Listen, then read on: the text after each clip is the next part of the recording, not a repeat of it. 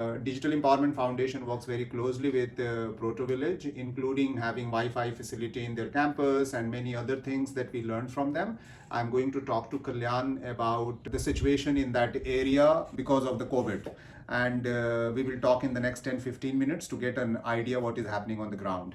So Kalyan, first question, what is happening? Well, at many levels, many things are happening. For example, I'd like to start with how we are dealing with it as a community here. For the first time in the last 6 or 7 years, we are beginning to realize the value of what we've been doing. We've set up a community which was self-reliant, and now we're actually reaping the benefits because in the last 2 months, we have implemented a complete lockdown, which meant nobody goes out and nobody comes in to the village. A complete lockdown and they're living quite okay, which means that all the work in terms of being self-reliant with respect to all our basic needs kind of paying off. And that's been a good test of our resilience as a market. Having said that, outside Proto, there are significant challenges at many levels, as I said earlier. First one being immediate response to the emergence of COVID itself. The local administration, I don't want to judge their intentions and all, they're all well-intentioned people, but they're severely and disturbingly underprepared and under-equipped. So we had a series of meetings with the administration heads at the block level, the MROs, the NPDOs, and even with people concerned with the government hospital in a nearby town called Hindupur, which has a population of about 2.5 lakh people at least. And all of these people have the same thing to say. They don't have basic sanitizers, even for the frontline people. They don't have masks. And within like 10 or 15 kilometer radius, we have close to about 10 positive. And as it reaches a critical limit, the next thing is going to be that it will exponentially spread. So we started working on a kind of an emergency response plan, assuming that the local administration doesn't have much to support. So we wanted to give them that support just so they can do their jobs even better. So in terms of our plan, we decided on like 4 layers of priority. The first priority is identify the frontline workers, who include the doctors and the medical staff, the ASHA workers, ANM, the government volunteers, and the police. We identify all of these people, and they amount to about 1,500 people in this region. And what we intend to do now, and which we started also with the work, is first secure the front line. ProtoVillage is in a mandal or a block called Chilamattur, and it has 80 odd villages in it, with a total population of about 60,000 or 15,000 families. And apart from that, the neighboring mandal, which is Lepakshi, is where we had 2 COVID positives a couple of days ago. And we don't know how many more, because there is no way of testing the community scale. And the nearby town, which is Hindupur, which is the bigger government hospital, has a population of around 2.5 lakhs, maybe a little more. So that's the community jurisdiction that we are trying to help the frontline with. You are talking about 1,500 frontline health workers, including doctors and hospital staff, which is actually the number that is covering Lepakshi and Hindupur and your mandal, right? We haven't actually started engaging with Lepakshi mandal as much already. We have begun to work with Chilamattur very actively right now. We've distributed sanitizers and all of that to the frontline people, everyone individually, sanitizers and masks. And we're all in the process of distributing them in Hindupur itself, the government hospital, because it's a bigger hospital and there is greater intake of patients and such. What you are actually saying is that since you work in Chilamatur area, and Hindupur is just next to you, and Lepakshi is just next to you, at the moment your idea of your area is that our frontline health workers, the people who are at the responsibility, the administration, for some reason or the other, they lack the gear, they lack the health gear, they lack the sanitizer, they lack the masks, and you as a social entrepreneur at ProtoVillage, you want to take that responsibility to safeguard your community properly by providing gears to the health workers or the frontline health workers, and in general all the people in your area. First, because you found two positives in Hindupur area, in Lepakshi area, and you don't want it to spread the community. Do you want to safeguard the community by providing all these gear to the local administration and the people? Is that what I'm hearing? Yeah, absolutely. And well, the only way to address the situation is to minimize the spread. Frontline is the maximum exposed to most vulnerable to infection. Okay, Kalyan, one more thing I wanted to know is, because most of the time we are talking of urban problem, migration problem, but we are not able to figure out what are the problems that people are facing on the ground in village level. So I was actually more curious to know is that there is no job, there is no movement, there is no traffic, all lockdown. How the lockdown has affected your village area in terms of livelihood, in terms of access to food, in terms of access to basic amenities, besides of course health, which you have already explained. So we just want to know what are the dire state or a situation that the village is facing in a given scenario.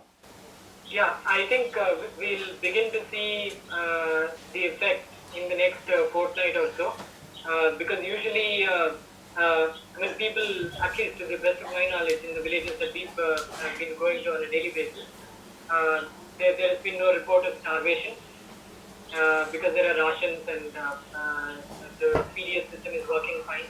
So people get a certain amount of rations, so they are able to live by.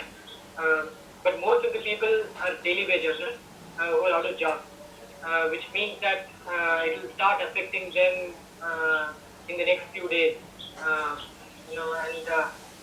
That's when we'll be able to actually quantify the kind of effect this is going to have. As of now, there is not much of a communal problem or a social problem. People are not out on the street asking for things. All of that is not happening. And also that's because villages usually have a bigger heart. They don't let hungry people go out of the village. So someone or the other would take responsibility of feeding the people within the villages. So that's why I have a great faith that starvation may not be as much of a problem in the villages.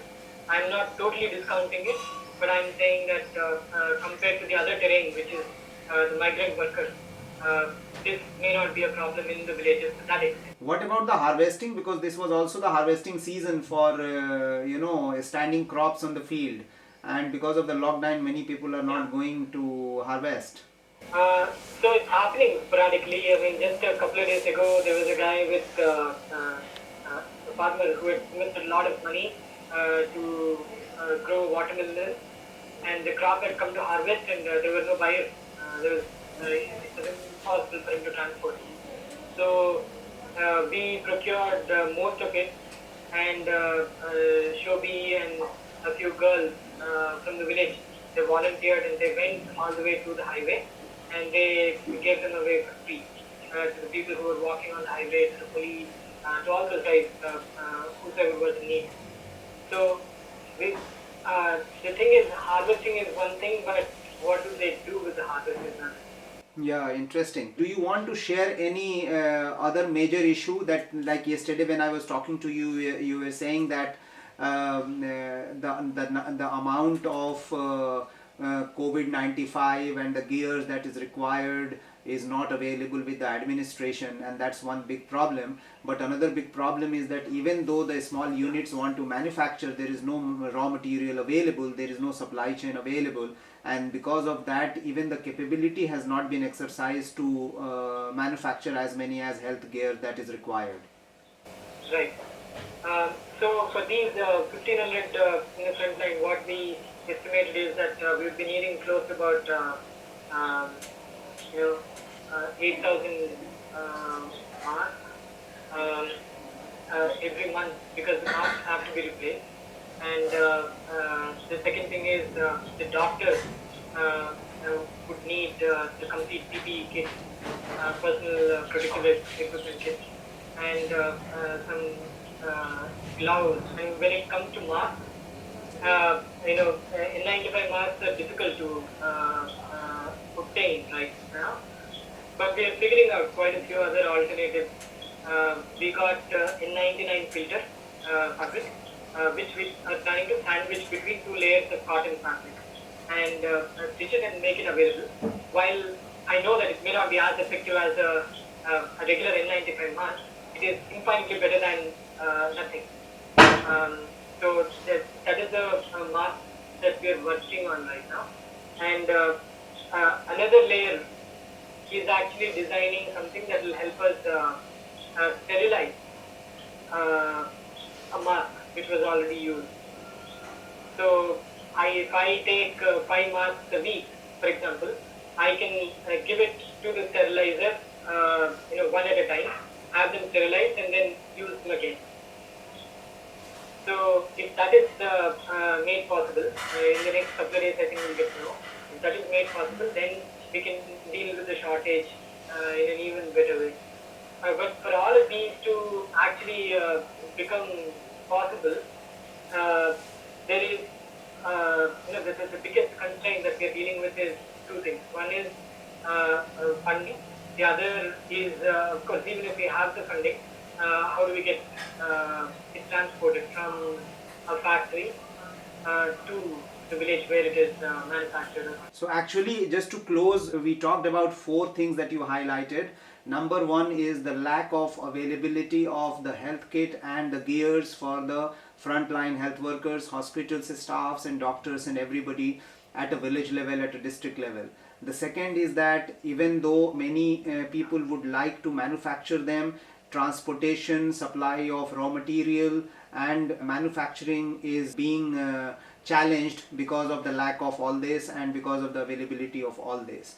And the third thing that you highlighted is that there are people and organizations locally and in many places are ready to help, but they need support of the ecosystem to help them to help others. And the fourth thing is availability of fund from the government, from the people, to the right kind of organization who can actually provide all the help at a local level.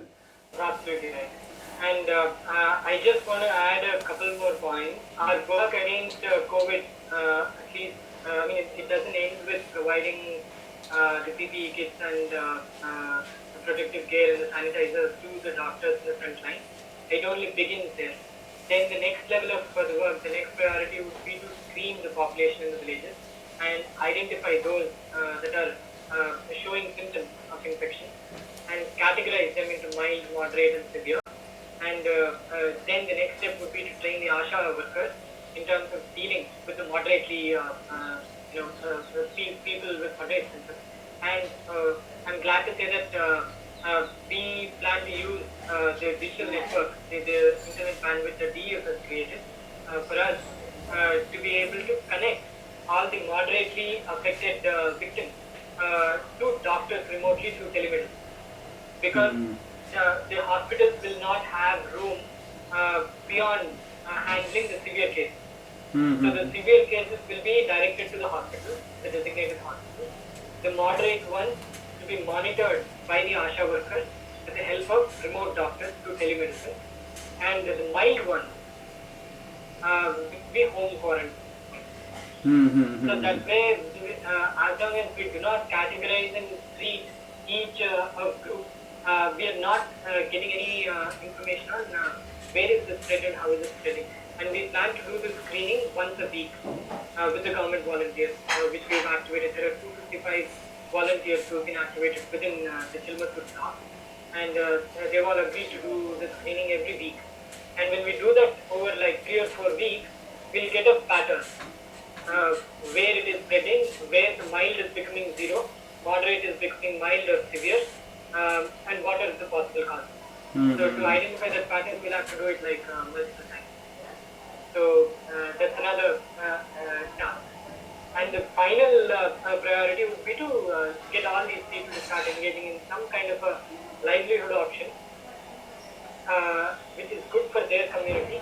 For example, there are people growing tomatoes or maize, brinjal or whatever in the villages, but they're using the truck to take them to a wholesale market. So what we are doing is we are creating videos and telling people, why don't we just share and exchange within the village? First. And so you are satisfying hunger and need right there in the village, and then the excess can go to the market or to a cold storage or wherever. So, the other work that we are trying to do is create this public messaging about the masks, sanitizers, how to use the vegetables that they're growing right there for the communities, and of course the screening. So basically you are actually trying to, I mean, you have always been doing that, but you are going to stress and trying to stress on how from the health perspective we can have our own local ecosystem to take care of our health, and also create a local economy in terms of trust based, community based local economy where they exchange the goods among themselves, and then only they look at beyond their boundaries either to sell or buy both. Absolutely, I think you nailed it. And I'll only add one point to this, that the coronavirus or COVID has created an unprecedented challenge. I mean, the kind of challenge that I've not seen in my generation. And even my parents don't remember facing such a challenge. But it has also created an unprecedented opportunity for all of us to find a common ground, to fight against one common thing, and probably find reasons to unite and form our little communities that collectively strive and survive and thrive. So I think it's an unprecedented opportunity to actually do that. Surviving this crisis and getting back to life as usual would be defeating the opportunity. Good, Kalyan. Thank you very much for always sharing your wisdom. We are actually trying to connect with lots of people like you and all the partners that we have and all the digital entrepreneurs that we have all across the village to bring the local wisdom to the people and also bring the local problem to the administration to know that how the problem could be solved. But what is very interesting is that in this discussion what is coming out is a local wisdom that is coming in this kind of scenario and local resilience that is coming out, and which is very heartening to note while we are going through in such difficult times. So thank you very much. I will again touch base with you as usual, like we work together. But thank you for this time and sharing your views.